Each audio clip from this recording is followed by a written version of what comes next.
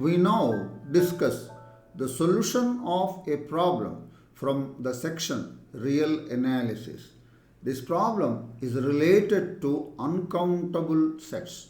This question has appeared in the CSIR National Eligibility Test held on 16th September 2022, and it is a multiple choice question from section B. The given question is, let capital X and capital Y be sets defined by capital X is equal to the set of all those sequences xn such that limit superior xn is equal to 1, where xn belongs to the two element set consisting of 0, 1, and capital Y is the set of all those sequences xn such that limit xn does not exist, where xn belongs to the set consisting of 0, 1. Then which of the following is true? We are given four options. Option 1, x, y are countable. Option 2, x is countable and y is uncountable. Option 3, x is uncountable and y is countable. Option 4, x and y both are uncountable. We are given two sets, capital X and capital Y. And capital X is defined as the set of all those sequences xn whose terms are belongs to the set consisting of 0 and 1. That means the terms are 0 and 1 only, such that the limit superior of that sequence xn is 1.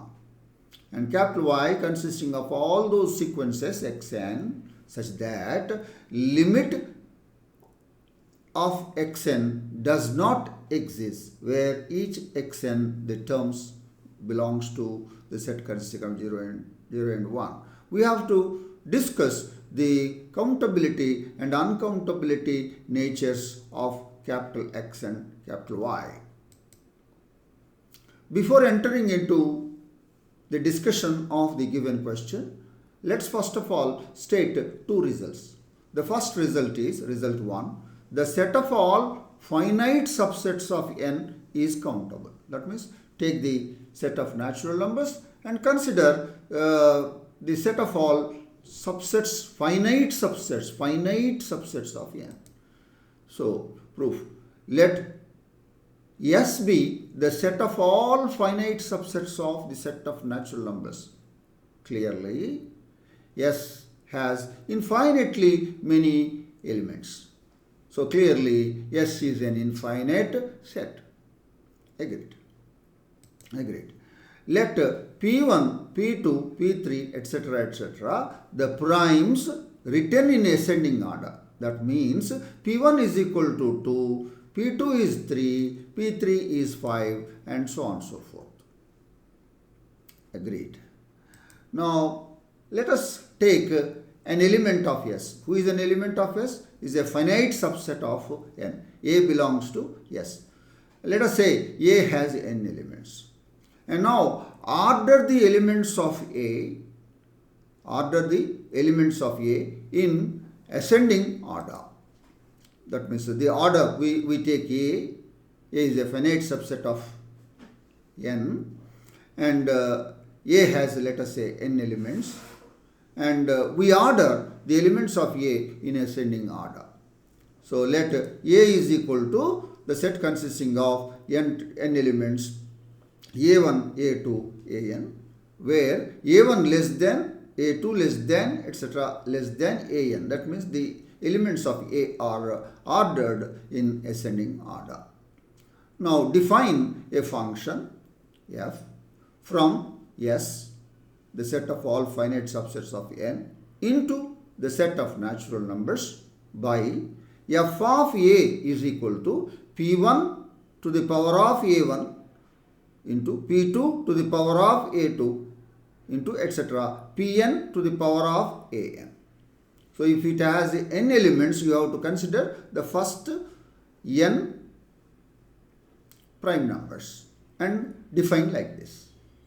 So, for example, if A consisting of a singleton set consisting of 1, then f of A is the first prime, that is 2 power 1. If A is equal to the set consisting, finite set consisting of 2 comma 4, then f of A will be equal to P1 to the power of 2 into P2 to the power of 4. P1 is 2, P2 is 3. So it is 2 square into 3 power 4 and so on and so forth. Agreed. And we now claim that f is a 1-1 function, that is an injective function. So how do I prove? Let B belongs to S, that means B is a finite subset of N. Let us say B has M elements, and we order the elements of B, let us say B1, B2, Bm, order by an ascending order, that is B1 less than B2 less than etc. Bm. So whenever you want to define f of a finite subset, always you have to order the elements of that set A, and then apply this procedure. Now f of A is equal to f of B. F of A means P1 to the power of A1 into P2 to the power of A2 into Pn to the power of An, and f of B means it has m elements, P1 to the power of B1 into P2 to the power of B2 into Pm to the power of Bm. Now we apply the fundamental theorem of arithmetic. So by the fundamental theorem of arithmetic, m is equal to n, and ai is equal to bi, except for the order. This is the thing, and I is equal to 1 to n. So that means this means A is precisely equal to B. Right. So this tells you that f from S to N is a 1-1 function. If f is a function from S to N, that is 1-1. S is an infinite set. From this you can conclude that S is countable. But you can argue like this. Now f of S is countable. That means the image of S under f is countable. And f is 1-1. Why? Because f of S is an infinite subset of N. Because S is an infinite subset. Now this function f from S to f of S, a restriction, is already 1-1. Now S to f of S, it is also onto, and thereby it becomes bijective. So, and f of S is, see, now therefore S is countable, because f of S is countable. And S to f of S is bijective. Therefore S is countable. There is the set of all finite subsets of N is countable. So that's our first result. And we go to the second result. This second result is, now we consider the set of all infinite subsets of N. And that set of all infinite subsets of N, we will now prove that it is uncountable. Proof. Let T be the set of all infinite subsets of N. And we have already seen, yes, the set of all finite subsets of N is countable. That is, we have seen in the result 1. Now consider S union tau. So S consisting of all finite subsets and T consisting of the set of all infinite subsets. Therefore S union T will be precisely equal to the power set of N. That means S union T will consisting of all subsets of N. The all subsets of N is power set of N. So consider S union T. Note that S union T is the set of all subsets of N. Therefore S union T is the power set of N. Now consider the cardinality. The cardinality of S union T is equal to the cardinality of power set of N.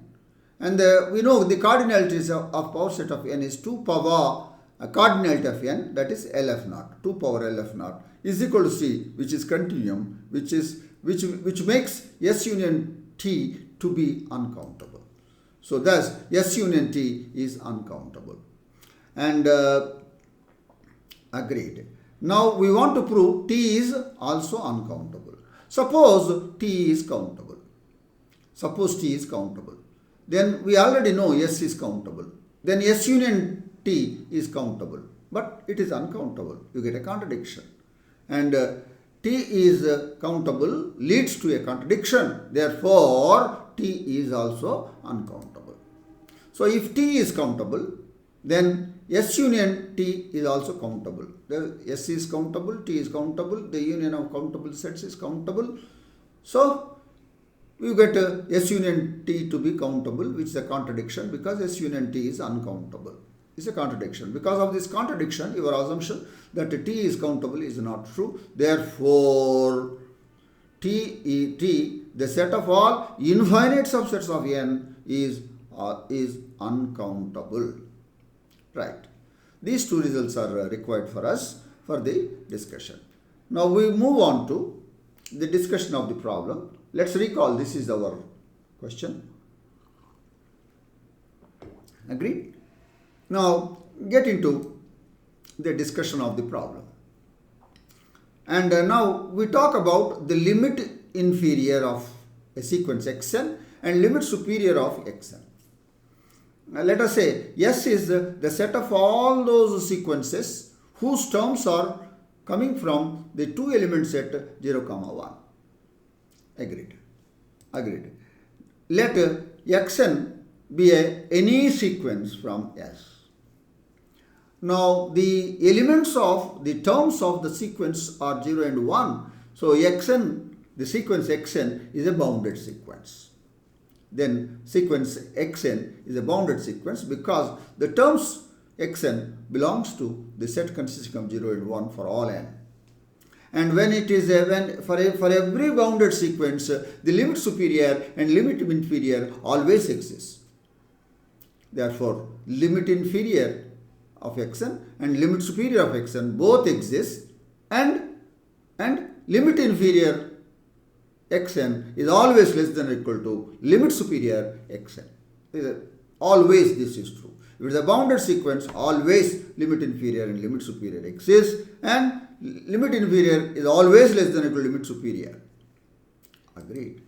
Suppose you take a sequence xn which is convergent, then limit superior, limit inferior exists, and they are equal to the limit of the sequence. If it is convergent, if and only if limit inferior of xn is equal to limit superior of xn is equal to limit of xn. Limit of xn.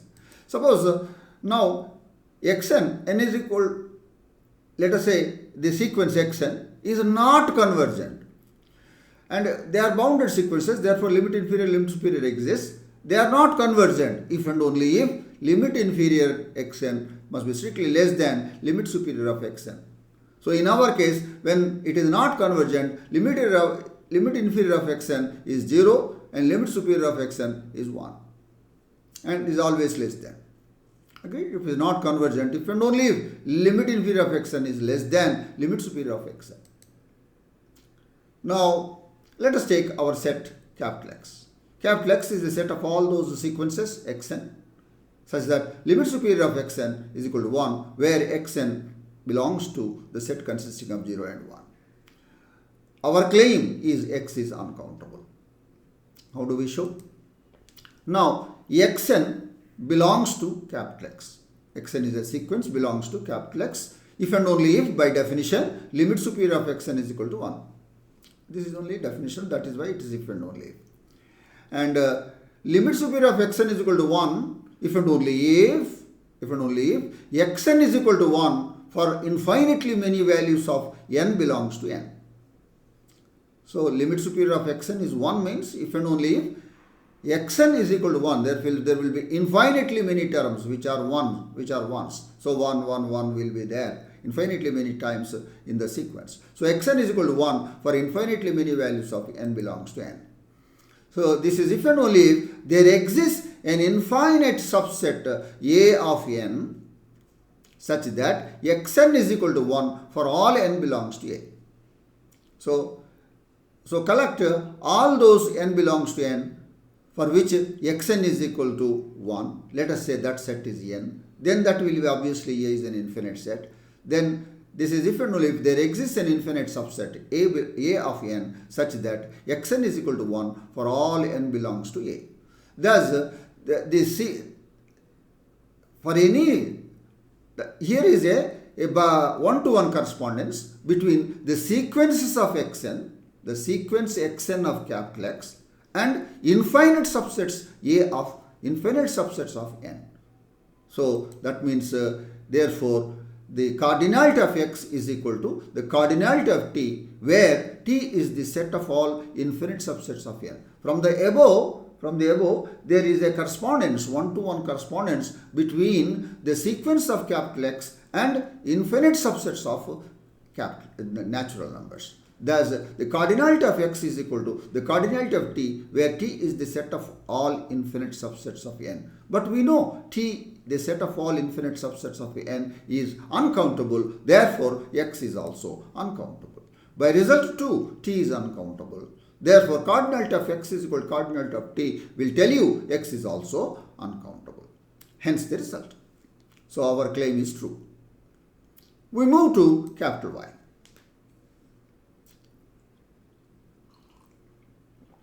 Capital Y consists of all those sequences xn such that limit of xn does not exist where xn belongs to the set consisting of 0 and 1. Agreed. Now that means it is the set of all those sequences such that xn is not, the sequence xn is not convergent. And the terms are belongs to 0 to 1, and it is not convergent, and limit superior, limit inferior exists, but the limit inferior must be strictly less than limit superior, and the limit inferior will be 0 and limit superior will be 1. So therefore, xn, the sequence xn belongs to capital Y if and only if limit inferior of xn is equal to 0 and limit superior of xn is equal to 1. Because these are bounded sequences, limit superior, limit inferior exists, and it is not convergent. It is not convergent means limit inferior, limit superior exists, but limit inferior should be strictly less than limit superior. So the possibility is limit inferior is 0, limit superior is 0, if and only if. This is if and only if limit inferior xn is equal to 0 means xn is 0 for infinitely many values n belongs to a set capital A belongs to n.